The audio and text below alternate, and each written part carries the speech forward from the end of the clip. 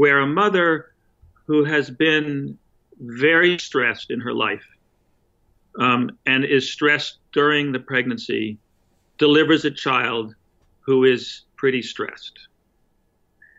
Now, that's the good news and the bad news.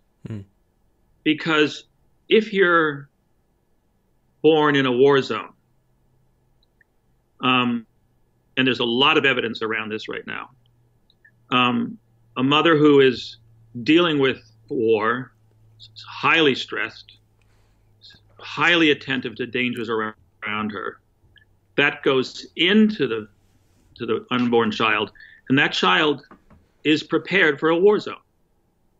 And so it's kind of miraculous when you look at it, and moves far beyond Darwin, who thought it took generations. And what they're learning is it doesn't take generations to cause profound change. It can happen in one generation because of the process that happens from conception to birth.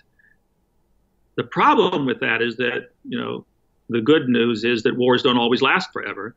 So that when a child is conceived and experiences its time in the womb during a war zone and in war, and the mother is highly activated to do that, and the war is over, that child is prepared for war, and so is not prepared for peace. And there is, as the film goes into, a tremendous amount of research around World War II, around Holocaust victims, around all of these people who have these children who inexplicably for a long time were profoundly stressed. They were stressed because they were ready for war. They would have been great in a war zone, but they weren't great in peacetime. And so as they grew up, they developed heart disease, they developed diabetes, they ate too much because they were prepared for an environment where there was no food. So they were going to eat whatever they could eat. They were genetically, epigenetically, which means on top of genetics, their genetics were shifted, so they would have been great in a war. But they weren't in a war anymore. Now, what's fascinating about all this, and again, there's a tremendous amount of scientific research, which I want to keep leaning on, that this epigenetic shift, this shifting of the genetics, continued into another generation. So particularly with Holocaust victims and their grandchildren and their great-grandchildren, the same dynamics to deal with being in a concentration camp, for instance, existed 2-3 generations later.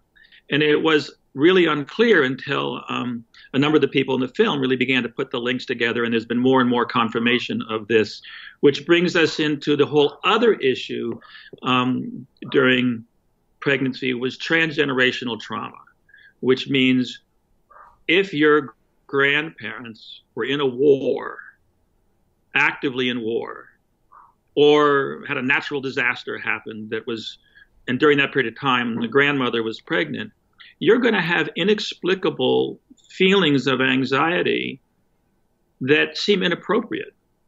But if you had been living in a time of natural disasters or in a time of war, it wouldn't be inappropriate at all. You'd be terrific. So anyway, that sort of in a nutshell is what's really emerging from the sciences.